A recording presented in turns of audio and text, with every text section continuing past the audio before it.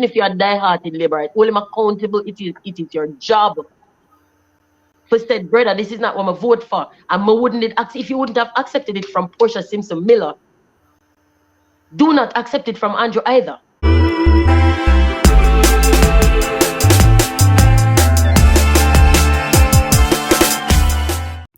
Blessings everyone, welcome to the channel. This is Lady Be Unstoppable. In this video you will see Tanya Stephens reasoning with the UIC president, Mr. Patterson. She'll be asking a few questions, and guess what, guys? I know, or I realize that a lot of people do not know about the UIC. I was having a conversation with my family members back home and they don't know about it. So I'm thinking that this video will enlighten more people about the UIC, and they can use it to their advantage. So watch the video till the end and let me know what you guys think in the comment section. Drop a like, drop a share, and also subscribe if you are new. Tanya Stephens, welcome to UIC Liberty TV, and let me say I'm very honored to have you on tonight because it's the first time we're meeting face to face, or even talking for that matter. So welcome and thank you for joining me. How are you today? I am good, and I am equally excited to be here. I thank you for having me and for being willing to engage with a Jamaican citizen. This is a good start. Absolutely, and anybody who wants to lead our country in any shape, way, or form must be willing to engage, and must be able to do so with any Jamaican at any level, in any strata, and in any industry that is legal within the framework of the Jamaican existence. So thank you for being willing to be here and to drill me or grill me, depending on how you look at it. I'm looking forward to that. This is unplanned, by the way. We have no scripted questions. I have no idea what Tanya is going to ask me specifically. I know she's interested in the differences between myself and the other leaderships out there, and she wants to ask more about the UIC, but what she will ask, how she will ask it, is totally up to her. So let me give her a chance to introduce herself to those of you who, for whatever reason, may not know her on our UIC Liberty TV. She's quite popular from the 1990s with that very interesting song that she did. I had a chance to listen to it again tonight. I had to laugh a few times. Welcome again, Tanya, and please take over. Say what you want to those who are listening tonight. Again, thank you for having me, and thanks to everybody who joined, and hopefully will continue to be in conversation with us both, because I want to learn too. Let me introduce myself. I am Tanya Stephens, professionally Vivian Stevenson, my government name. I'm a citizen of Jamaica. I am a recording and performing artist. I'm a writer. And I'm sorry? No, go right ahead, please. Sorry. Okay. I'm employed in the entertainment industry, and I'm a full-time citizen of Jamaica. And my reason for wanting engagement with you is because I come from a household that is JLP, unquestioningly JLP, and I grew up in the Jamaica Labour Party, and that was the basis for all of my political philosophies. I grew up in a household that was JLP, and in the 80s, in the early 80s, I knew Edward Seaga as Prime Minister. But in 89, in my 5th form year of high school, the PNP took over. And at 5th form, I wasn't developed enough emotionally and intellectually to be able to make any kind of a practical comparison between the two different leadership styles. I know that what I ended up experiencing in my late teens and young adulthood from the PNP left a lot to be desired. and I wanted different. I wanted different. I was 100% committed to being a part of that change to bring the JLP back. And I have no reason to be anything less than transparent. I'm a citizen of Jamaica. I vote legally just one time each election. And I have been on countless campaign trails with the JLP. Countless. I started my campaign career for as far back as I can remember. I don't remember ever there being a time when I wasn't on a campaign trail. So I give you background so you know where I'm coming from. I am not anti-JLP on a rant. I am not. I have no political aspirations, by the way. I'm not seeking a home for my new career. I have no such ambition, none. And I don't see the possibility of that changing. So I am here because I want to retire. I'm 48 years old. I want to retire in my country, my homeland. And I do not want to do so under any kind of pretenses. I don't live in a bubble. I've never lived in a bubble. None of the luxuries or privileges which life has been kind enough to hand to me has never made me anybody else. I don't want to move uptown. I don't want to move up into the bushes away from the people.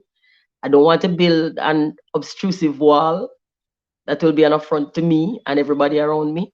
I don't want to employ 100 people to guard my head back. I'm not involved in any kind of war and I shouldn't have to do that.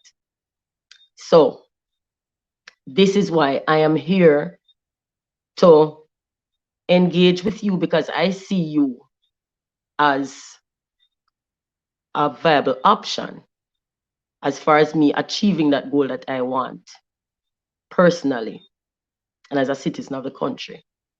Where we are right now, I have never been more convinced that we now have a strong possibility of changing what we're used to, what we've been fed all along. This kind of system that the Jamaican people fell into bed with these two guys, and it's a really it's a very imbalanced threesome. There's nothing in it for Jamaica. And I think, just like me, most people want out. So now I want to ask you, especially exacerbated by this pandemic, our current Prime Minister has made it clear that he's not into engagement at all. He doesn't think that his employment to us comes with any responsibility to us or obligation. And we are going through something that is unprecedented for those of us alive now. We've heard that it happened before, but none of us was there, you know? And the way it's been managed in mine and many other Jamaicans, in the majority of Jamaicans' minds, is less than appealing and less than practical, less than successful. And I'd like to know, after the next election, when you become Prime Minister, how is your engagement with the people of Jamaica going to be different? What kind of a management style do you have planned for us? Tanya, I was listening intently to what you were saying, and I fully sympathize and empathize with you. And for full transparency, I grew up in a PNP household where my mother was um, she was a fan to the extent you'd call it fanatical. She was manly to the core. She loved democratic socialism, and she fought dearly to see to his vision for Jamaica. To this very day, she still remains loyal to Michael Manley, even though her son may have created another party. But I know that dementia kind of set in, so it's a bit difficult for her to transition. But I myself have never taken sides in my adult life. At 18 years of age, when I was supposed to vote for the first time, I told my mother I couldn't do it. She said, "What are you talking about? You can't live in there." So I know vote PNP. I said, "Mommy, I can't do it." She said, "You want to vote GLP?" I said, "Mommy, I can't do that either."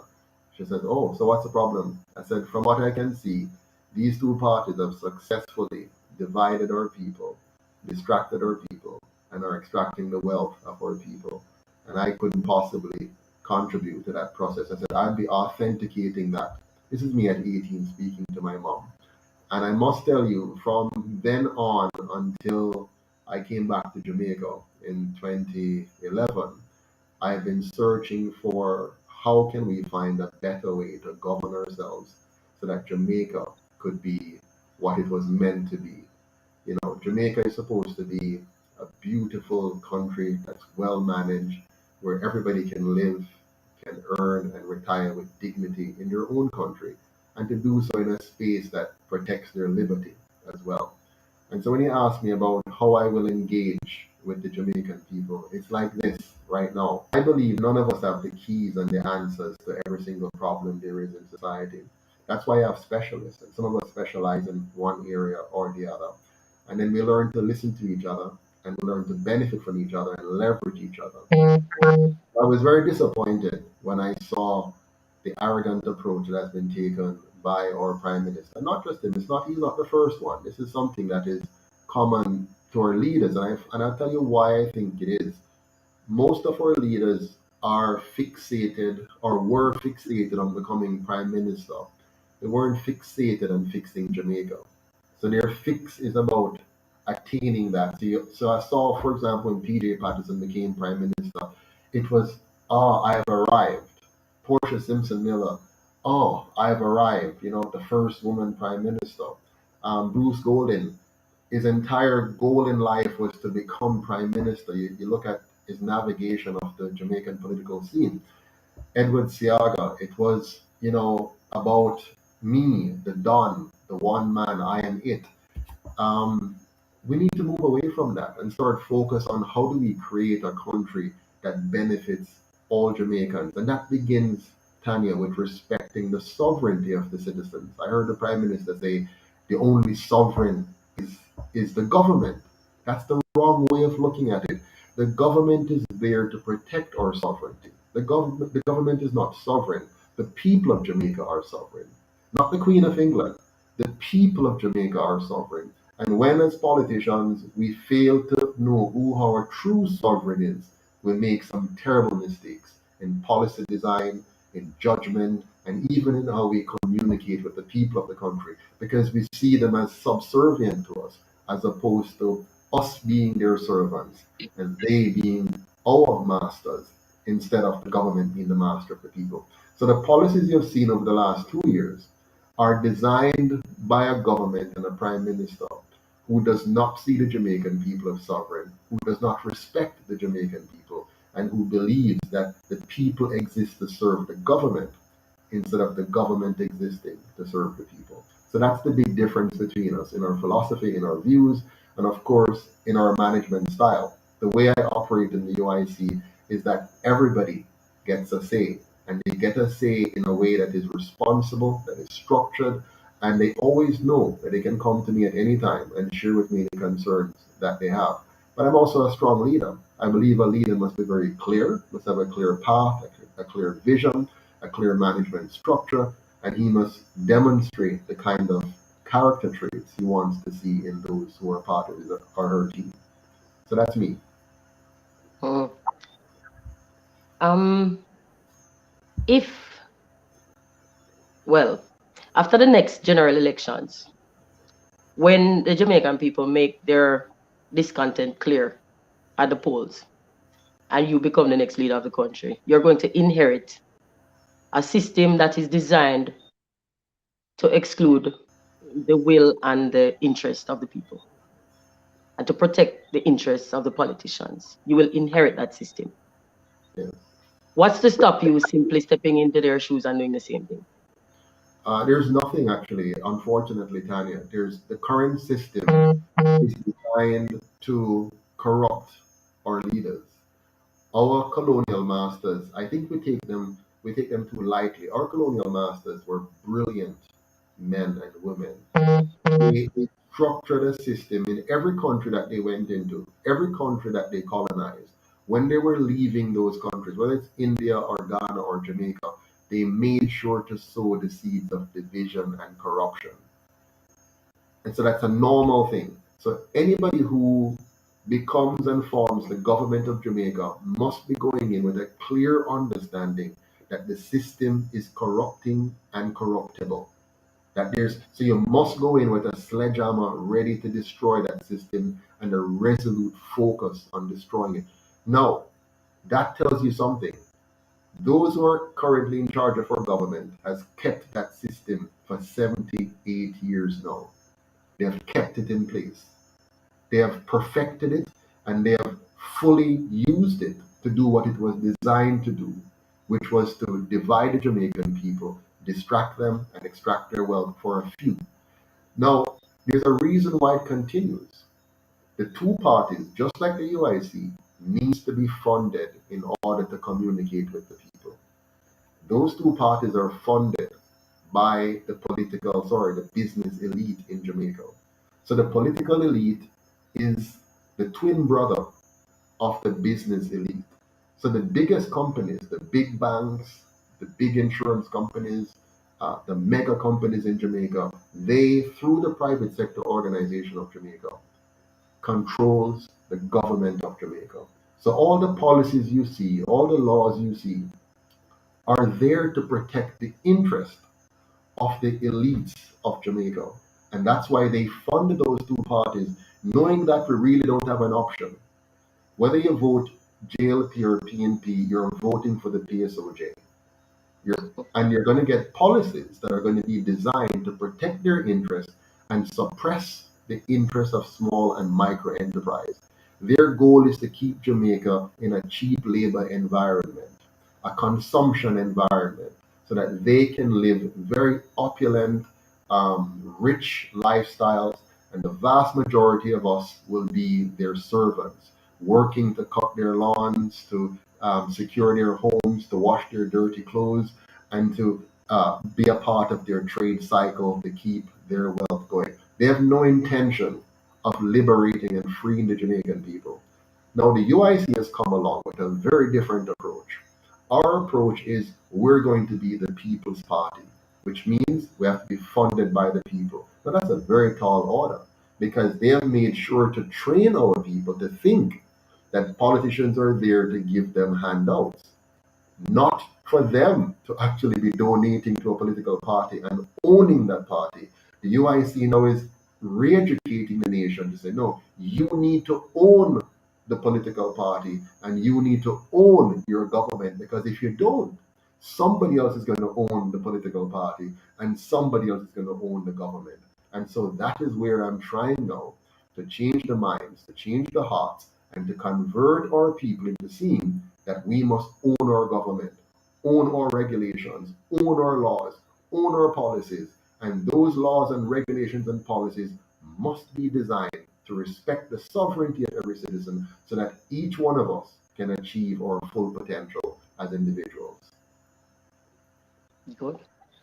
Well, I remember when past Prime Minister Bruce Golding was campaigning, and I've always been swept along with elections and vote along party lines by affiliation and by inheritance. But when Bruce Golding ran for the office of Prime Minister, that was the first time I made a conscious decision to actually vote for somebody. And he convinced me with his plans to introduce the discussion of constitutional reform. And he also impressed me with his declarations of being independent as far as funding and being in nobody's pocket. Being, not having any obligations to any individual except to the country. And I bought that. I bought into that. And basically, at this moment, you'd be standing in those shoes with all the same declarations. I mean, you're more believable. But is there any way that we can guarantee that when the country supports you, like they really want to. Because you feel a very unique spot. People want out. They want off of this carousel. They want to come off of the merry-go-round. They want to stop being lied to. They want to stop being used. Even the die-hearted, the die-hard, Mhm. even the person who said the dog in my yard and the puss under the cellar, they want change. That's a reality. But how are we going to, I mean, how are we going to keep you on this path of change that we want and that you promise? I think I might have asked something along the same lines before, but I really want to hear something. I don't know, maybe I want some dirt on you that I can hold and say, if you ever tell how we can hold you accountable personally. The dirt will be hard to find, but what you can look at, there are some factors you can look at. Is I'm not unlike I was not a popular member of the political elite who is now rising to lead a party, whether it's the NDM or the GLP. I was never connected to any of the two, so I don't have any vested interest. I don't have any connection. I'm not the person that they invite to their parties. You'll not see me with pictures beside Porsche or beside PJ or beside Andrew or beside Manley or so. You won't. Well, you might see me in a picture with Manley when I was a baby because he had me on the national arena in his arms. But generally speaking, you don't see me in my adult years with them. What you will notice is the design of the UIC and the design of our new system that we want to bring in, which we call the non-partisan constitutional republic. It is designed to separate big money funding from government, and that is the key. Because when I'm elected through the UIC to be the prime minister of Jamaica and subsequently president, here's the big difference. Our party would not have had any dependence on big money. It's fully tied to the people of Jamaica. It's fully tied to the interest of the people of Jamaica. And so we're there to deliver on that. We have 5 years, the first 5 years, to show you that we mean business. And then, of course, at the end of the 5 years, if we have failed, you know what to do, right? But for sure, one thing you would have gotten out of all of this, you would have now given the other two parties a clear wake up call that says you are no longer the only two options in town. You now have a third, and the people have chosen that third. You both get to sit out and look and see what good governance looks like after that. So, while I must admit that it is a risk that the Jamaican people are taking, let's look at the risk carefully. You really have only three options. Option number one is you vote for one of the two, and you will get exactly what you have gotten for the last 77 to 78 years. You now know that for certain because you have seen the history, you have the data, you're not guessing, you're not wondering. You know for sure, you vote for one of the two, that's the likely outcome. Option number two, which many Jamaicans have been taking up of late, in the last three elections, 48% didn't vote, 52% didn't vote, and then 63% didn't vote. So the Jamaican people have been opting out. Now that option leaves us with option one, because if you don't vote, the small number who do vote will still give you one of those two. So you'll have the same outcome. The third option we, the people, have now is to say, let's give the UIC a chance. And that gives us, the people, at least a 50-50 chance of something very different from what we have had in the past. And so I think the odds are clearly in our favor if we should vote the UIC because we have a greater chance of seeing a new and better Jamaica. And I'm counting on that. So am I. Um, well, right now is January of 2022, and we have been in a hover pattern since around March of 2020. So we're approaching 2 years of stagnation. Um, Many small businesses have gone under. Individuals have lost their jobs. Um, we're not really hearing that being addressed right now. All we keep hearing is go take the vaccine. We're being ordered to take the vaccine to get water. Water. We're being ordered to take the vaccine to do mundane, regular, mundane, normal, basic human things. Mhm. In the same breath, we're hearing that there is no mandate. But I don't know. Maybe I'm stupid. But if you say I need to take the joke to get water, it sounds like a mandate to me. You don't Absolutely. have to use the word mandate for it to be a mandate. Now we see that corporate entities have also joined in this madness Mhm. where they're saying private contractors who they're affiliated with, employees, full-time employees, basically either have to produce a vaccine proof of vaccination or at their own expense provide regular test results to Mhm. state that they're COVID negative. When we have seen the proof worldwide, not just Jamaica, the world is coming in with more honest and correct and transparent information. Even if it's a trickle, it's still coming. And if we wanted to know, we could do our own checks. But we're now seeing that one, if you're fully vaccinated, you still can get COVID and you still can transmit COVID. Mhm. And the government is supporting this push to force people to take a treatment which basically makes them no different from the unvaccinated. I am Mhm. not here to audit the vaccine.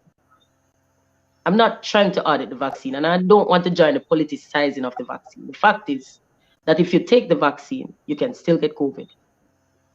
And if you're vaccinated and you get COVID, you can still infect somebody else with you give it to somebody else, just the same.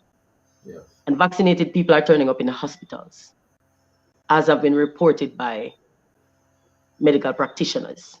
Yes.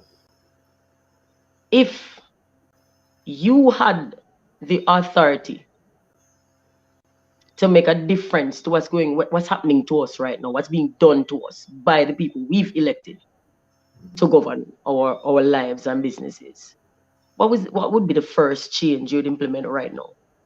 Well, right now, the government needs to make it very, very clear that taking any medication is an option. And they must make it very clear to employers that they have absolutely no authority to force, coerce, bribe, or trick, or in any way push employees to take anything into their bodies that they don't want to take into their bodies. Your body is yours.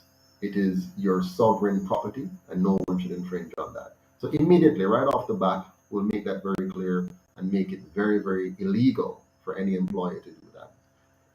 It is important, however, that we educate our people on how to take care of their bodies because our school system has failed us.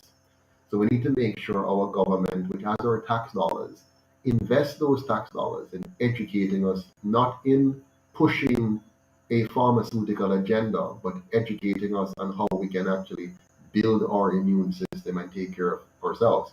I got sick. I contracted the virus. And all my home remedies worked, including simple steaming and drinking hot fluids to make sure that you don't get the stuff passing. There are simple things we can do, and our government has not been advocating any of these simple things that could save lives, that could improve the quality of our health, and that could make our country be on a path where we don't have to be locking down. And we should never have locked down in terms of locking off people's ability to earn. Jamaica is a difficult country in normal times. Yeah. In normal times, it's very difficult for people to earn a living. Very, very difficult. People have to do extraordinary things to put food on the table. They have to work very, very hard. When we talk about hustle, it has a special meaning in Jamaica when you have to hustle to make ends meet. And I'm talking at various levels. Even people you think are not hustling are hustling because they're even using their positions of privilege to hustle. You understand? And so a government that sets up policies must be aware of the realities of our people here. So you cannot lock down Jamaicans who live hand to mouth. You cannot lock down communities that when you lock them down, you're talking about a small room hosting 8 or more people. You understand? You can't lock down students and expect them to be any better off because they're going home to unsupervised home. They're going home to inconsistent electricity. They're going home to little or no data access. They're going home to equipment or no equipment, poor equipment or no equipment. So for you to do these to our children, knowing the condition of our country, means that you're either insane, disconnected, or just plain evil. I'm not sure which one, but any one of them puts you in a pretty bad position. And our government has chosen to inflict this pain upon our people. You know why the crime rate is so high? The crime rate right now, the spike you've seen in crime right now, is directly related to the policies of the last 2 years. Directly related to the policies of the last 2 years. Because you've taken away little means that people use to survive, even as simple as a round robin. You understand? A simple thing as a round robin. A simple bar on the corner makes a difference. A little shop that was able to be open how many hours a night in the past, which you then took away from them. When you restrict commerce to 3.5 days out of the week, you've created a monster. And now we're suffering the consequences of that. So in terms of my immediate actions, that's what I would have done.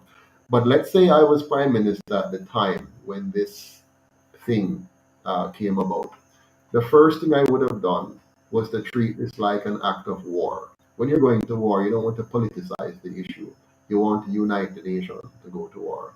You want us to come together to do battle with our enemies. And so I would make sure I call a public emergency council and invite to be members all of the leaders of the relevant registered political parties and bringing together the smart people from science and technology and law and economics around the table. Then I'll make sure that we have a very transparent process, meaning all of us get the data that is necessary for us to digest and be able to come to the table with meaningful suggestions. Make sure the process is objective. Don't come with a predetermined plan. We know that this government had a predetermined plan. They were given directives by their colonial masters and they came with it. In my administration, it would be objective. What are we facing here and what do we need to do about it? And secondly, make sure that it is as transparent as possible so you can build trust in the people. If the Jamaican people knew that this was not a political agenda, this was not a Andrew agenda, this was the people's agenda, it would have been much easier for us to manage the crisis. And again, without taking away the basic tools for providing for one's family. Yeah, we should have protected our economy while protecting the lives of Jamaicans. And if we were objective about this, we would have done early treatment. We would not have been sitting around waiting for some foreigners to come up with a solution. We would have spent the time and the energy. We're bright people, we can think too. We can think for ourselves. So we can analyze the situation. We can have our scientists and our doctors, our medical experts look at the situation and say, tell the people what tell the people what you don't know and tell the people what assumptions you're making so that when you have to make changes now, they can follow along with you, they can grow with you and understand with you where you're going. This prime minister, this administration took the Jamaican people for fools, behaved as though they were the slave masters and they should just dictate to us and we should just follow because we're idiots and they know everything. 45 of them or whatever the number, they know what's right and best for all of us in Jamaica. When I like Jamaican people, 80% of us so far stood up and said no. We said it quietly in our homes, quietly in our workplaces, with our students and our children in our schools, and we have stood up against a tyrant and a monster. And we, the people, have said to them, we will not accept dictatorship. Only 500 of us came out on September 22nd when I was jailed, but that 500 was enough to let the rest of Jamaica know that we can stand up. And we did stand up, and we will continue to stand up And we will not allow them to get past the 20% that they have injected against their will. We are going to pressure the government, and if they keep pressuring us, we're going to push back even harder, and that may require an early election in the near future. Oh, that would be wonderful. Um, as you mentioned, early treatment. Mhm. That is, and this is not a question. Or this is something that I've been baffled for the last year. Just I am at a loss as to why more of the masses don't loudly scream that they notice the absence of these two words, early treatment. That we have a minister of health and an entire ministry that he heads, Yeah. and none of them have strung together these two words since the beginning of a pandemic. They haven't offered any treatment options at all. They keep No. telling people about remdesivir, which we know is questionable. Yeah. By its own clinical trials and by all the reviews of it, we know it's questionable. So, all right, people say they don't want remdesivir, Yeah. right? We've had countless medical practitioners. People were in a them craft for how many decades. People were revered, were applauded and published and celebrated. Suddenly become quacks overnight because they said, do this thing to get better. If somebody is offering up a suggestion, or I haven't really heard any doctors giving suggestions. I've heard doctors saying what they do that works. This is a weird and crazy thing, Mm-hmm. that there are doctors that we've been depending on our Mm-hmm. entire lives. I myself have been in discussion with quite a few, and majority of them have told me, stay away from the hospital if I get COVID. Now, for a doctor to tell me that, I don't think it is Serious practical, or matter. even it is not trustworthy of a minister of health to completely dismiss such a statement. We should at least be willing. My thing is, I could be wrong. I'm open to the possibility of being wrong. Mhm. But why doesn't the Prime Minister and the Minister of Health want to prove us wrong? Exactly. This only comes through open and transparent dialogue. Mm-hmm. And that is not happening at all. We've seen that the media is one-sided. Mm-hmm. Well, it's mostly one-sided. I have to say, big ups to the Observer for actually giving me a column Mm-hmm. Yes, to I saw that. to to state my opinion. I have an opinion piece in the Observer on Fridays, and it's not a COVID column, but COVID is a topic of the day, and the measures are encroaching on all of us increasingly, Yeah. and we're seeing our freedoms being eroded, our freedoms being jacked from us. They're not even asking; they're just taking it.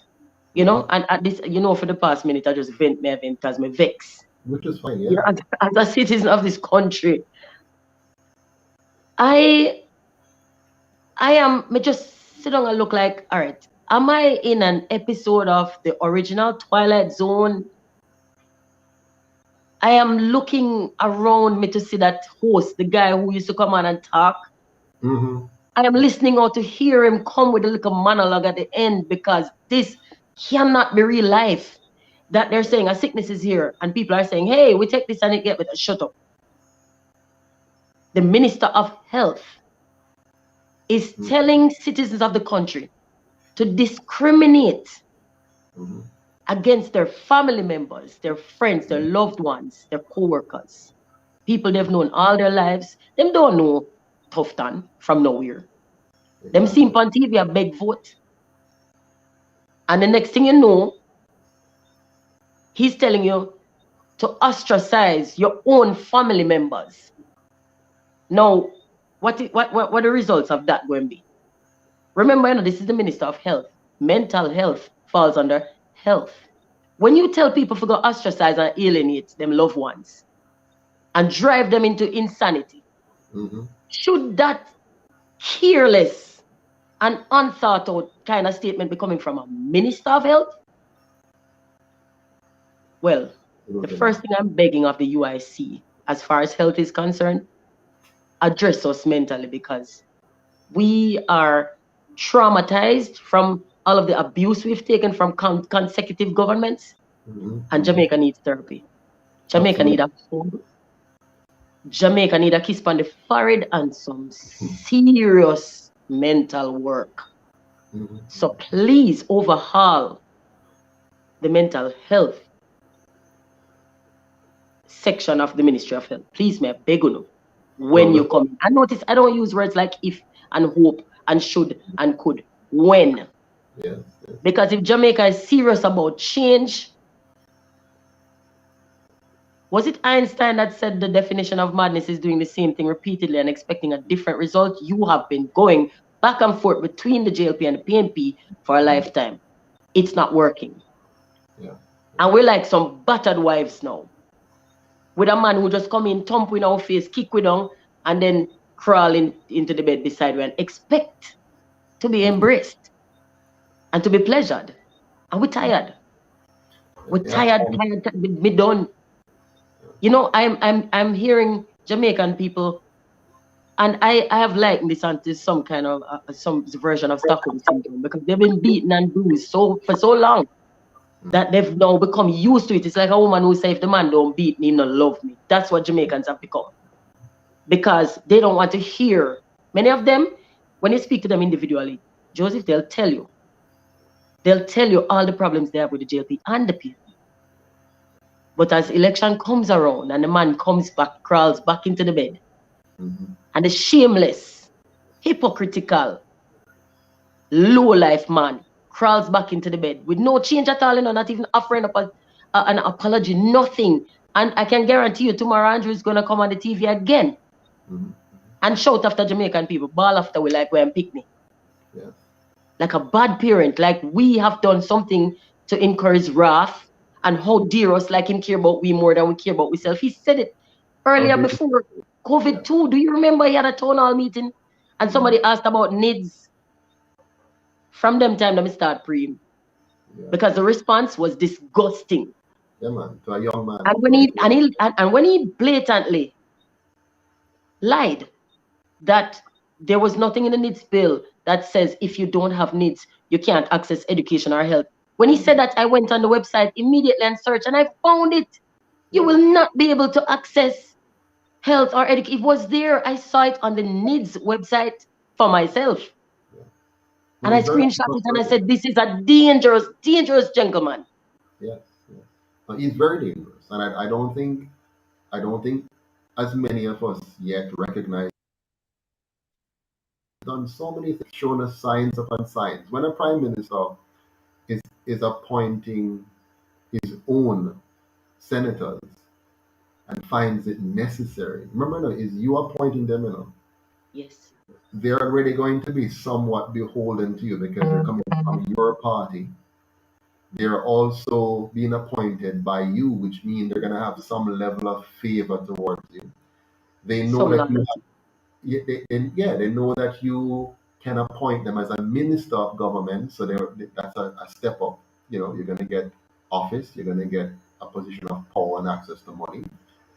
And when on top of all of that, he still felt it necessary to get those senators to sign undated resignation letter. That is all the sign you needed. Nobody should have ever trusted him again after that. But then guess what he did after that? After that, he was supposed to appoint a chief justice. This is a critical part of the checks and balances in any government, that you have your executive, your legislative, and your judiciary branch being separate, so you can have proper accountability and checks and balance. And the prime minister decided he was going to play with the appointment of the chief justice by giving him a temp position. You're going to make the chief justice a temp employee, so that if he doesn't play by your rules, you can just pull the temp contract and let him go. That's the kind of control he wanted over the judicial branch of our government. And right now, this fellow is so dangerous. Right now, he's tricking the nation. I tell you, no more lockdown, but I'm going to work on seeing if I can get more powers in the Constitution. So he's now spending his effort by rearranging the cabinet to bring in more legal powerhouse into the picture. And their goal now is to figure out how can we get around the two-thirds majority requirement of the Constitution. So I, as Prime Minister, will have the power to do what I want without being forced to have to consult with the rest of Parliament on the matter. This is a very dangerous moment we're in Jamaica. And we have to get him out before he finds the loophole. Because the loopholes are there. He knows. It's just a matter of how much money and time do I have to get at it, to find it, to twist it. So that when I'm ready now to say if you don't have the NIBs and you don't have the CBDC, which is the central bank digital currency, and you don't get the so-called vaccine passport, you will effectively be kicked out of society. That's where this guy is heading. He wants to make sure that he brings in the digital currency. When you have a digital currency, for those who don't understand, what it means is that the government will have the authority to turn on and off your access to your money. Yeah. Right now, they can't do that. It's very difficult to do that. But when you convert the entire nation to a digital system of money, which is controlled by government, you will be able as government to turn on and off. So we don't like Joseph. We have a problem with him. He's not behaving right. Turn off his access to money. You cripple him. How can he be a political opponent if you turn off his access to money? Mm-hmm. You realize where we're heading here? Yeah. Okay. This is very, very dangerous. And now what he's going to do, instead of locking, he's going to lock out the vaccinated from the economy. Yeah. And force you, by nature of your need to be a part of the economy, you're supposed to go and take this. So we're in a very dangerous position. And the Jamaican people are waking up. I'm very happy for that. I am seeing it. They were slow. We crawled a bit. You explained earlier on the kind of relationship that we have been in. But to be fair to the people of Jamaica, the truth is they were conned. They were conned by the business elite of this nation who've been playing both sides of the coin and tricking us, telling us that we have an option, that when we vote PNP this time, we're going to get something different, or if we vote GLP this time, we're going to get, when all the time you're getting nothing different. Every time you vote in an election, you're voting for the PSOG. Remember that. Every election you vote for one of these two. You just say, I am making my X for the PSOJ. You're not making an X for Mark Golden because you think now he's new and is going to bring. Mark Golden, no matter who you make the head of the PNP, it's still a body controlled by the PSOJ. No matter who you make the head of the GLP, it is still a body controlled by the PSOJ. So now we have to make our own political movement. We have to elect our own political party. We have to fund our own political movement. We have to vote for our own political party so that it can be representing now not the PSOJ, but the people of Jamaica. And that's why the UIC is the People's Party. What's your next question, Tanya? Let me just marinate in that a bit. That's why the UIC is the People's party Party. for the people. Yeah. Now I'm not a member of the UIC. I've been flirting with the idea of I'm going to become a member. The change that I want, I'm not going to be a coward or sit on the fence and wait and depend on other people to go and make that change for me. I'm not interested in representational politics, but I am interested in being active in the change that I seek. I'm not asking anybody else to go out and do what I would not do. So I am becoming a member of the UIC, and I'm inviting everybody who's watching right now to hold the UIC accountable. We have an opportunity here. This is a baby, and with a baby, you have the chance to instill different values Mhm. and nurture healthy habits because there is no pattern formed yet. We know what the ideals are, and the things that you've stated are things which Jamaicans want. The ones who are capable of articulating it are saying it and have been saying it for a while. And those who don't know how to say it, make it clear in their movements. Absolutely. For 60% to stay away from the polls in our country where very political. That is the loudest statement that has ever been made. And it's been the, the percentage of the electorate that goes out every election has been dwindling consistently over time. And if that not loud, I don't know what is. So I really welcome you to this arena. What took you so long? Me should have drip, you know? Because we, goodness knows, we've been hurting and we need it. And I want to say something else too, because we've been divided over so many things, you know? It's so easy to divide us. We sit in our different corners and we sit apart and we focus on our differences. And we allow other people to use our differences to divide us. Let me tell you, the people who are in politics, they're not all exactly the same. They have differences too, but they overlook the differences and focus on their crooked similarities. And they allow that to create the environment within which they manage to work together. They don't like each other. And we know this. But they manage to overlook that in the battle between us and them. Because it's them versus us. Don't make no mistake about it. They're not working in our interest. So I am an out of the closet atheist. I don't do religion at all. I have no problem with somebody else being religious. I will fight for your right to be religious and to practice whatever religion you subscribe to, as long as it's not one that encroaches on me or anybody else. Absolutely. You have that right, and I respect it, and I always will. I only assert my right to not have to be a party to it. That's it. I keep myself to myself. I don't try to spread my luck off.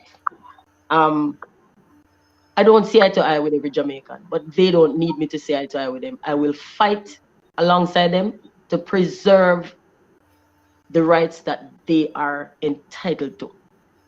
And this is what I come to the table with. I present myself, not for office,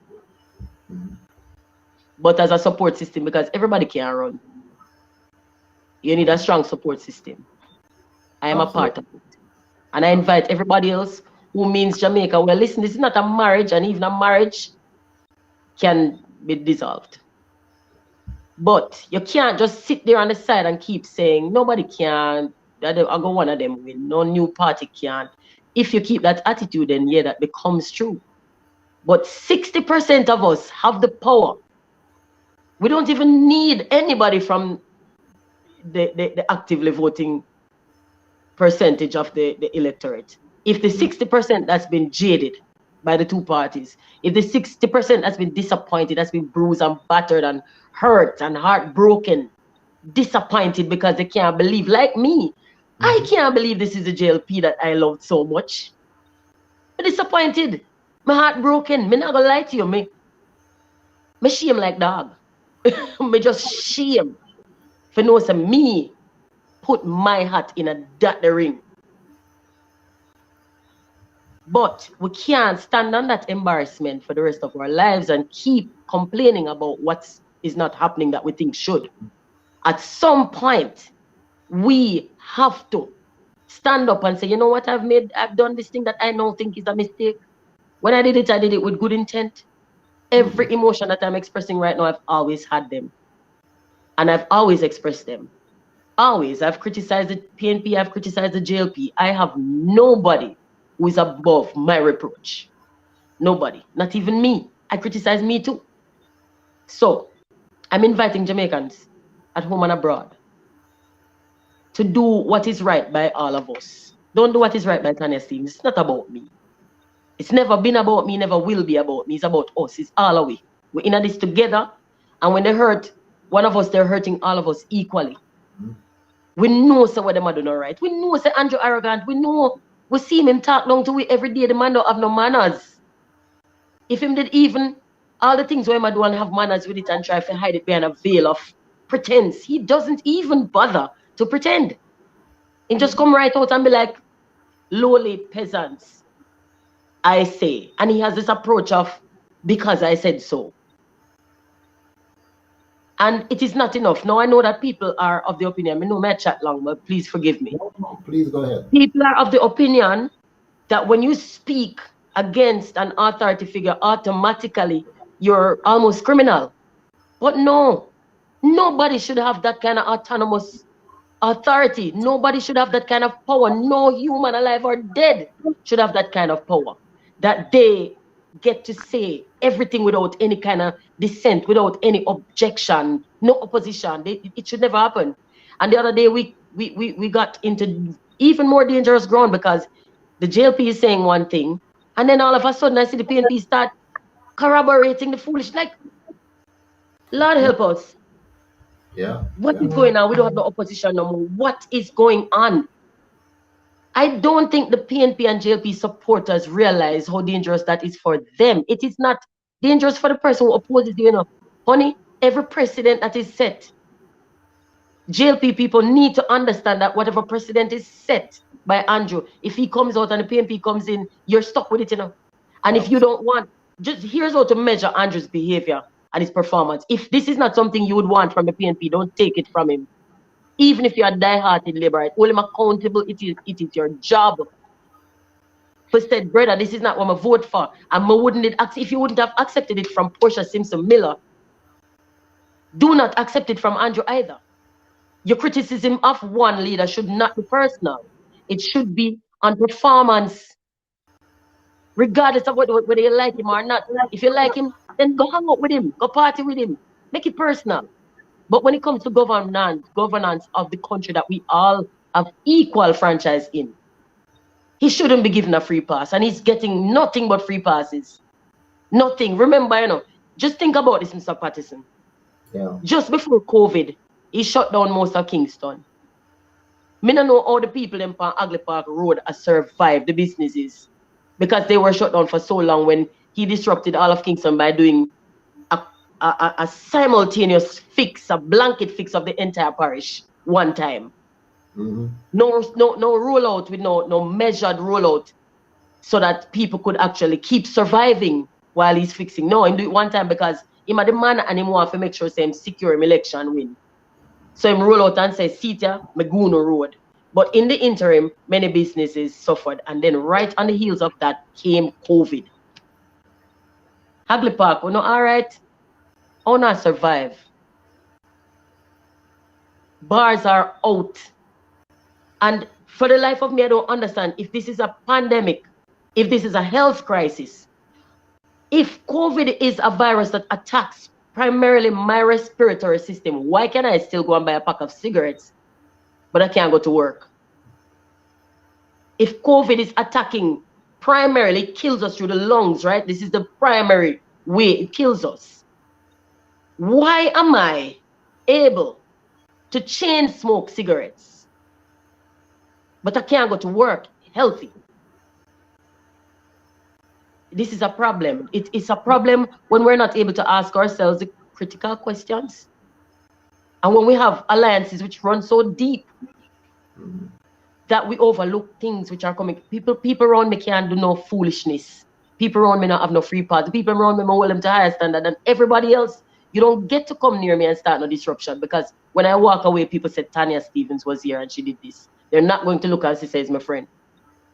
So my friends, that's why I'm not friendly. No more want to understand why the JLP supporters are accepting this from the people that they elected to govern all of us. Them is not JLP government, them is Jamaica government. And you put them there, so all of we have to hold them accountable together. I'm going to stop rant now and make you talk, because she's emotional about this man. I am enjoying it because you are echoing the sentiments of all Jamaicans. I believe any Jamaican who don't share the sentiments that you have expressed is somebody who is absent from the reality of what's really going on.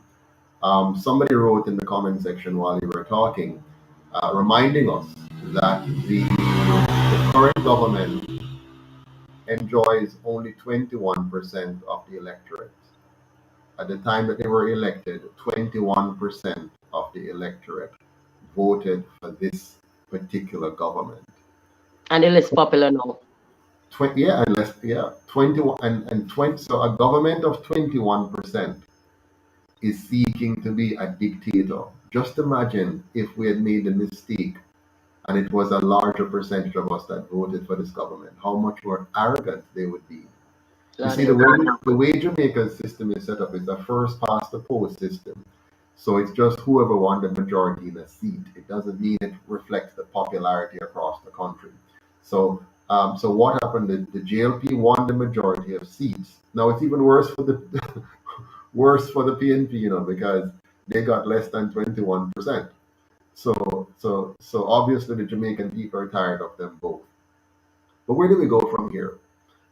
What I like about what you were saying a while ago, Tanya, which I hope all of our listeners and viewers picked up on, you are echoing the value system of the UIC, where the UIC is not a special interest movement. We're not here to, for example, advance the cause of any particular religion, for example, right? And you talk about you being an out of the closet atheist, and you find the UIC is very comfortable with that because we're not here to push any particular religious agenda. What we want to do is to make sure we protect the rights of every Jamaican to pursue their religious agenda, uh, or any other agenda that you want to pursue, as long as that agenda does not include you using force or fraud to infringe on the life, liberty, or property rights of anybody else.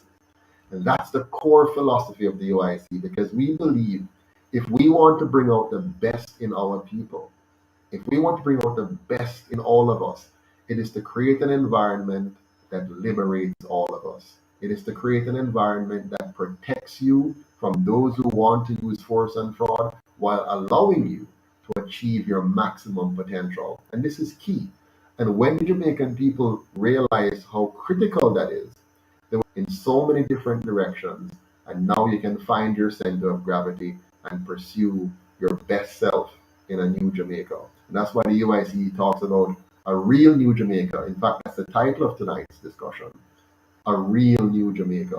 Because in the past, some of our politicians have spoken about a new Jamaica.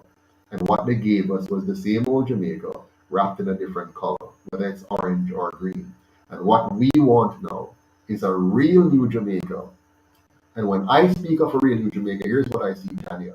I see a Jamaica that is safe, not one where a 9-year-old is going to be um, abducted and killed, or two women being executed, or every day you wake up to different forms of monstrosities and murder rates 37 in the first week of 2022, nearly 50 already, and the year has just started. Nearly 1,500 murders last year, and it goes on and on and on. So when I talk about a real new Jamaica, I'm talking about a Jamaica that is first and foremost safe. This is critical because no government should wear the name government if they cannot secure the people of the country.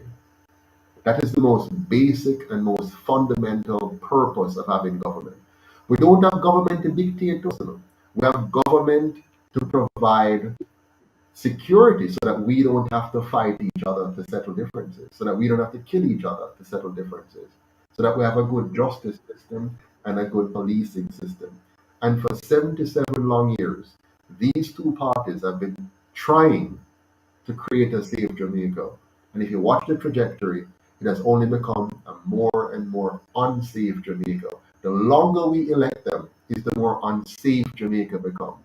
The longer we elect them, is the weaker our dollar becomes. The longer we elect them, is the more our cultural norms, the things that used to bind us together, the community we used to enjoy, the social connection, becomes weaker and weaker and weaker. We become more estranged from each other, and we develop into an antisocial society which is marred by violence at every turn. Something is wrong, and I can tell you what it is. It is because these two parties have not let go of the colonial legacy. They continue to imprint upon the Jamaican people the legacy of European divide and conquer. And that's what they keep pushing out to us, and they keep breathing that into us until it becomes our cultural norms and we kill ourselves. It's time for us to reverse that. We must re-educate our children. I don't know if you had a chance to see the UIC's education plan. The top of that plan is to switch from the idea of passing exams and focusing primarily on just academics. What we want to do is to make sure our children learn three things, which is critical if they're going to succeed, not just in Jamaica, but globally. Every child needs to know themselves. They must understand themselves implicitly and explicitly. They must understand their minds, their body, and their personality if they're going to be able to be effective citizens in Jamaica and of the world. So we focus on developing an understanding of self. That's the number one thing in our new curriculum that we're going to bring in. Number two, our children must understand human behavior and human relationship, how to relate to each other, how to build a strong family relationship, personal relationship, friend relationship, professional relationships, because that is key. If you can't build good relationship and deal with conflicts and be able to work with people, build teams, that's how we were conquered by the Europeans. They didn't come here divided. They came here with ships stocked with men and women designed to conquer any land they step on. They came here with a master plan and they executed it.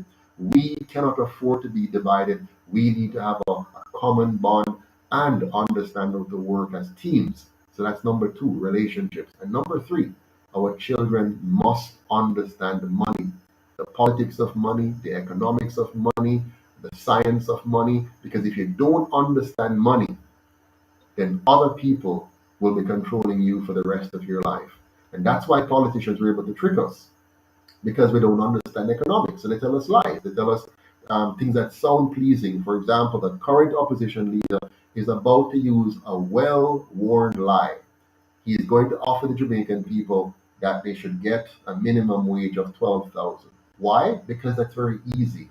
Easy to say. They can come in, they can even raise it to 12,000.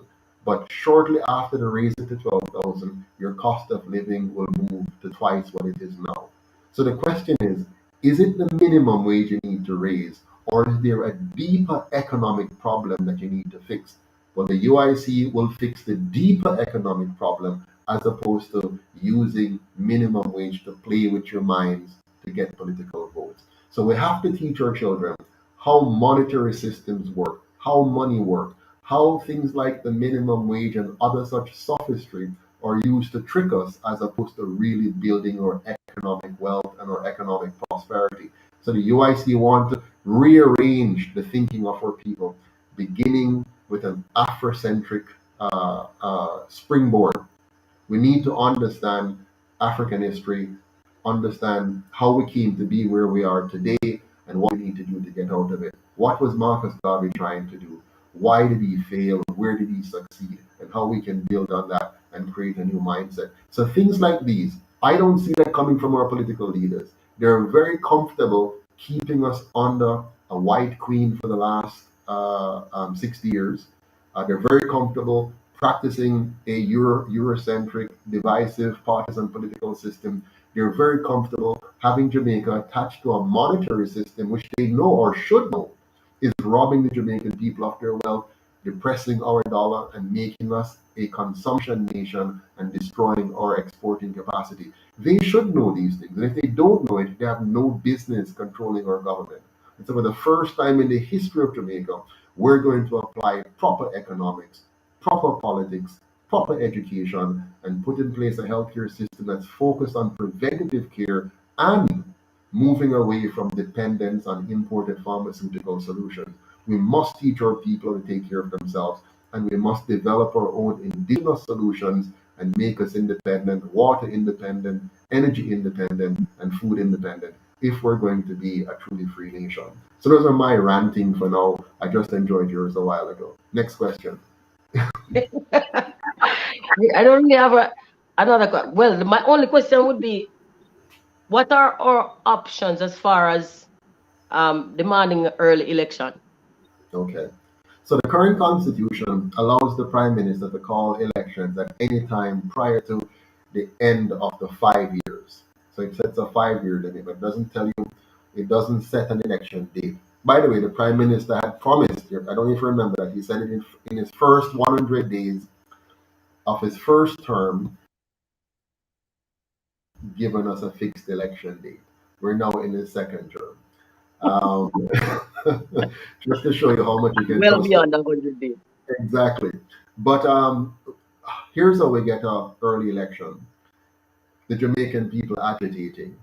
So as we come together and the UIC continues to swell and more people disengage from supporting the government and start communicating their dissatisfaction and not cooperating with the government, then it's going to become difficult for him to continue to say that he is really prime minister.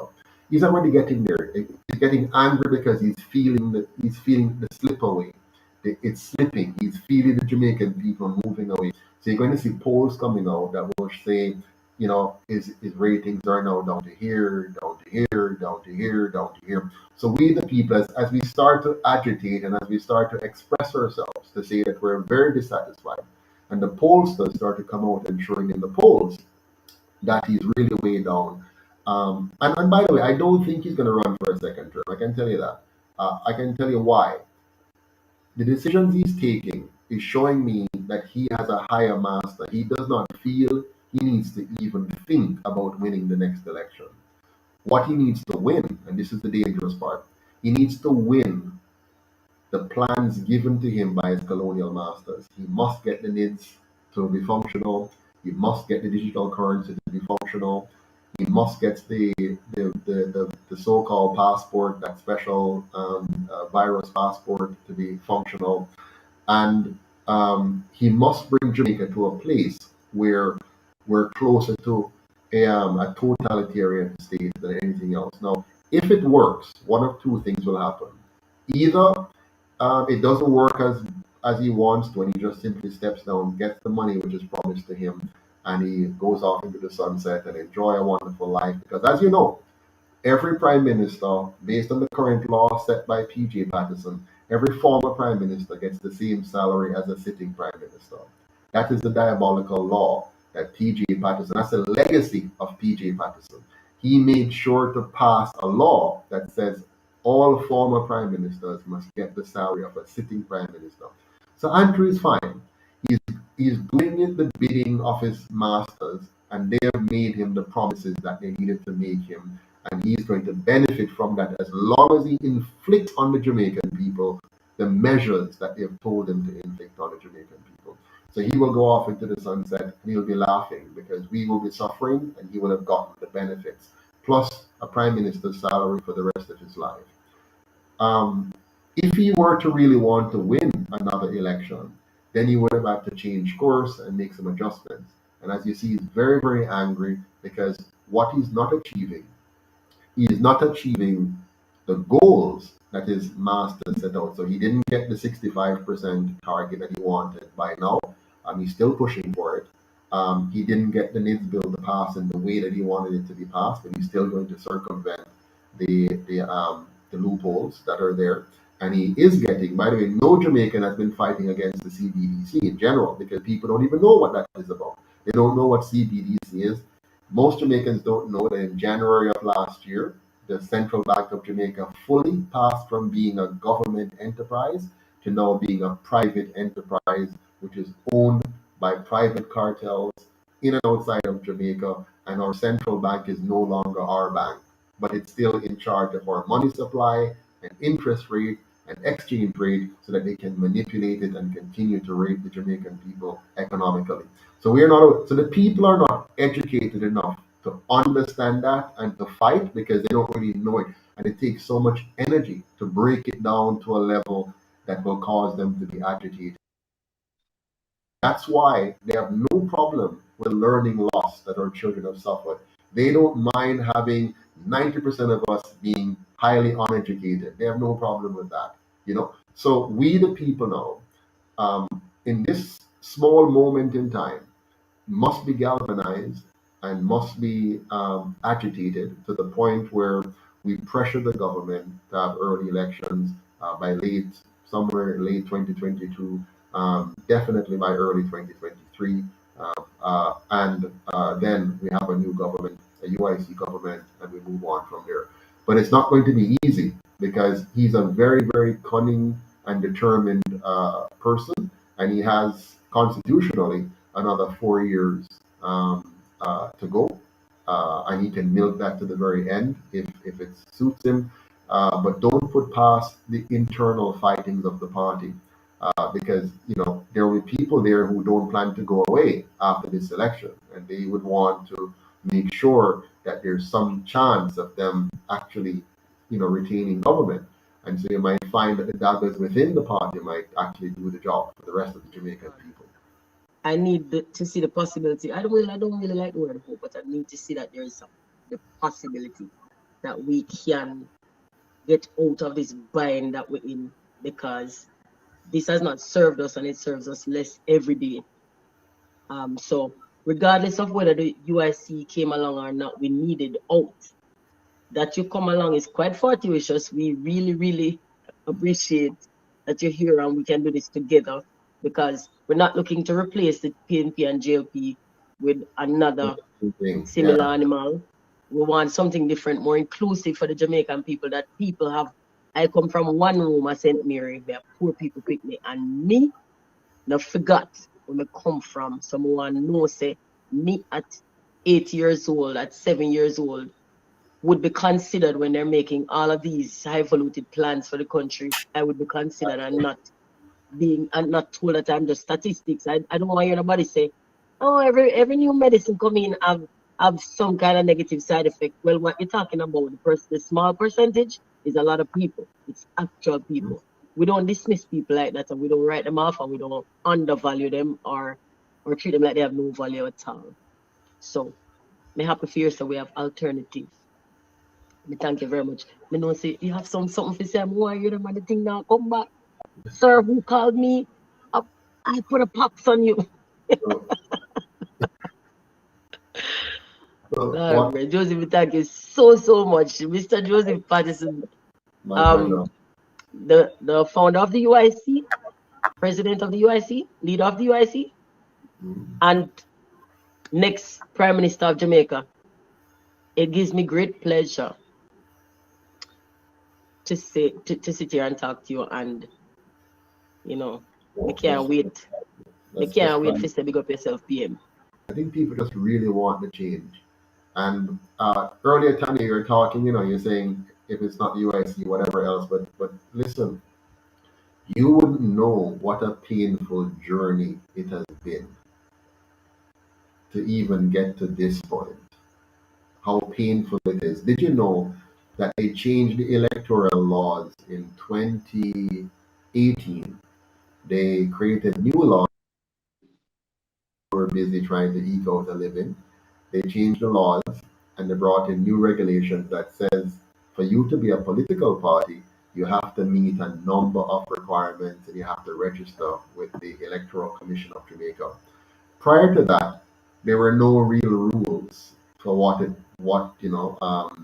but anybody could be a party. You could wake up tomorrow and say party number 26 and you're here, and you could do whatever you want for the most part.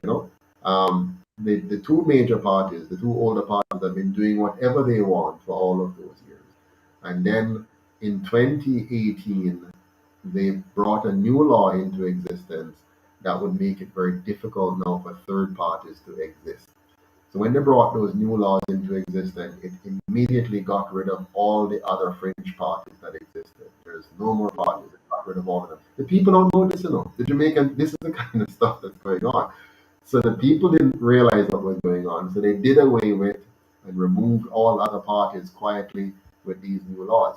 And so we, the UIC now, which was already in the wings, working behind the scenes, building up ourselves and so on, we now decided to apply under the new laws. Yes, as I was saying, Tanya, so in 2018 now, the two major parties registered with no problem. Within 2 weeks of putting in their application, they were fully registered, no issues, no nothing. We put in our registration, I think it was February 1st or somewhere there of 2019. And 10 months of battle with the ECJ. 10 months of battle with the ECJ. And Tanya, I went door to door, signed up 1,300 Jamaicans. 10 months, they battled us. We had to go public, we had to go try everything and to scream and shout before they finally let us through. And so we became Jamaica's third officially registered political party under the new system that they designed to get rid of parties. So they got rid of parties like the NDM, the Marcus Garvey party. None of them can register. They can't build up this support because it takes a lot of work. The laws that they put in place is designed to make it difficult. So you have to work very hard to put this back together. So those parties are now not registered. So they can't compete in an election as a registered political party. They can't. So they're now null and void. So the UIC became the first movement to beat that. Now, here's what they did in the last election. Just before the election, they quickly, remember, they took 10 months to approve us. And in a few short weeks, they approved this religious party. Remember, there's this religious pastor party that came on. So they quickly approved that in order to create confusion. They didn't want the people to have this clear cut. Here is the third registered party. So they quickly, and then they promoted it. They even promoted it. And you notice the newspapers and the other media gave it a lot of publicity so that they could, because they know, it's a party with some very strange ideas and some very strange pronouncements, and it was a novel party, and so they promoted that novelty and that weirdness and made fun of it and so on, so that they could distract the people and keep them fixated on. And they'll always do that. They'll always be using these, so we have to be ready. I try to tell my people it's not going to be easy. We have to be ready. We have to fight against all of these little schemes and tricks that they're going to use against us. But if we have the people, if we the people come together, then we can overcome. That is the key. For us to come together, stick together, work together. The other day, taxi drivers at the airport, they come to me and they said, "Mr. We need you to come down here, Mr. Patterson." So I went down there and I was so shocked. These men and women on this thing, they are UIC, they know more about it, they know who is here, and they're like, yes, we're ready for this. And so many Jamaicans, I was in Linton Market the other day. I just walk into the market and this elderly lady just get up and say, "Are you Mr. Patterson? This follow your pine been up?" No, I was shocked because remember, you don't expect sometimes the older people to be, on these. And this older lady got up and she call her friend them and tell them, is who this? I'm following, but watch all the presentation and the speeches on YouTube. I see when they lock him up and this and that. I was so overwhelmed to think that people who could be my grandmother are telling me that they're following on YouTube when the mainstream media has deliberately sought to prevent the Jamaican people from hearing from the UIC.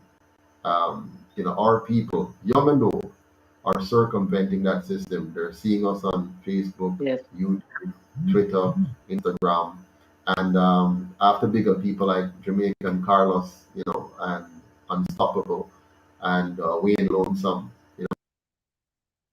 so that people, Jamaicans across the world, can see the UIC and learn about us. When mainstream media, TVJ, CVM, are doing such a good job of making sure that Jamaican people do not hear or know about the UIC. But we're going to overcome all of that. We're going to overcome all of that. What works in our favor is that these people are so arrogant that they continue to underestimate the intellect of the Jamaican population. And they also continue to overestimate their own skill level. Because I think one of the most damaging thing they could have done to their movement to keep you out was to arrest you. Yes. I wouldn't have done that. Nobody with half a brain cell would have done that, because that is securing martyrdom. I mean, if you want to make somebody a champion of the people, arrest him doing the people's work. That is the dumbest thing.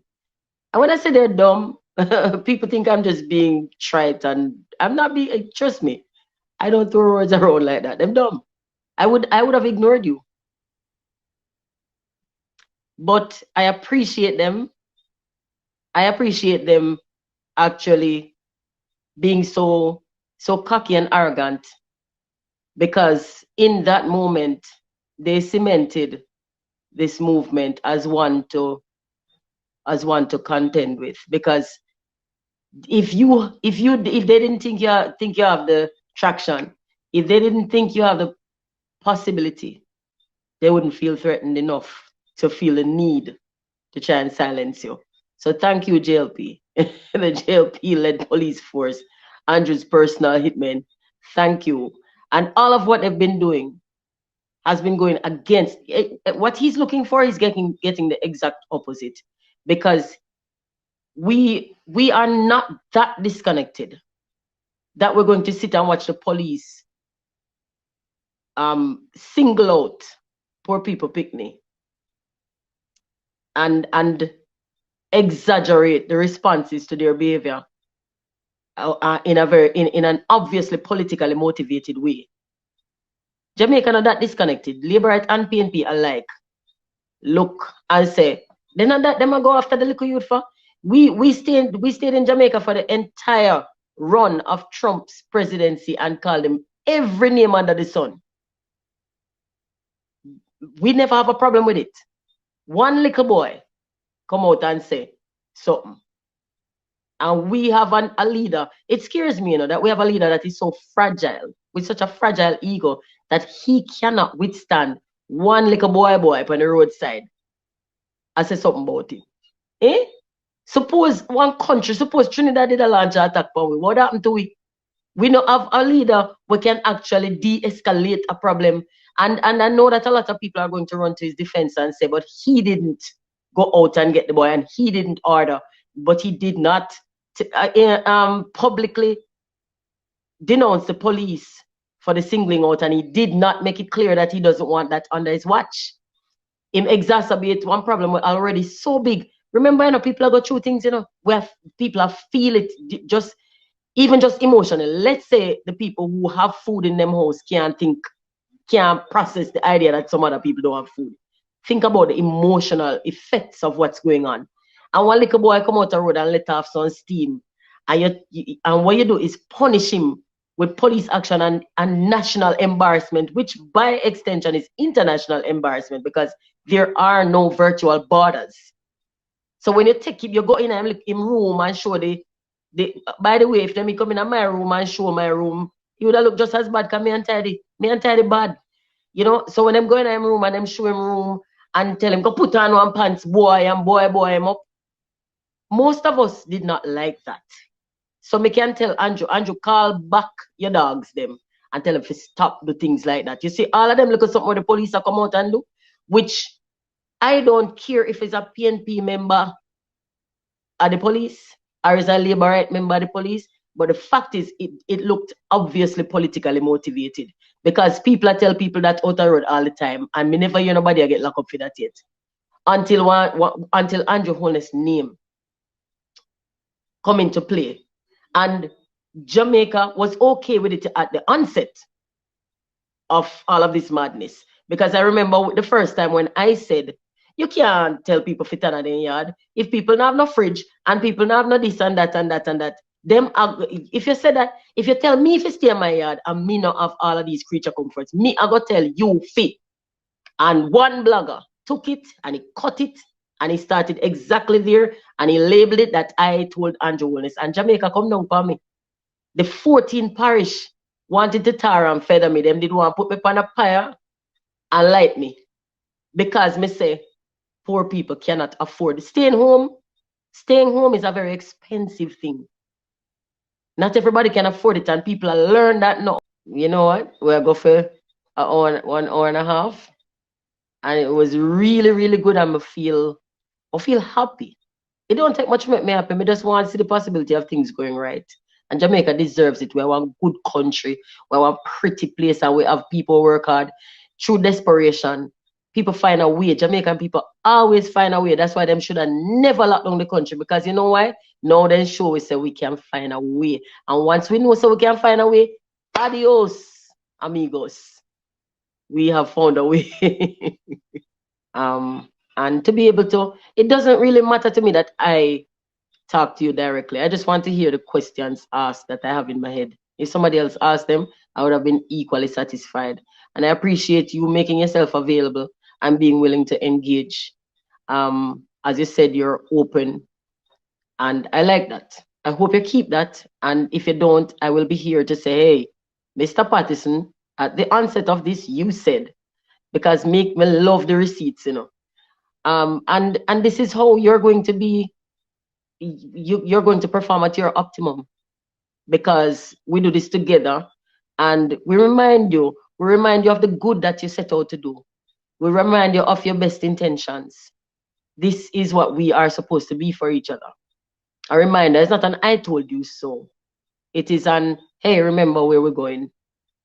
And I'm hoping that I can go with you guys. And thank you for allowing me to become a member of the UIC. I will make it formal tomorrow. Bless up yourself. There you have it, guys. That was Tanya Stephens and the president of the UIC, Mr. Pattison. That was a very interesting discussion. Let me tell you guys, if you want to learn more about the UIC, go ahead and check out Unstoppable TV. He has a lot more videos on his channel regarding the UIC. So you can go and go check it out, because we are Coffee a Better Jamaica, and these are some of the discussions that have been taking place. Big up yourself, Unstoppable TV.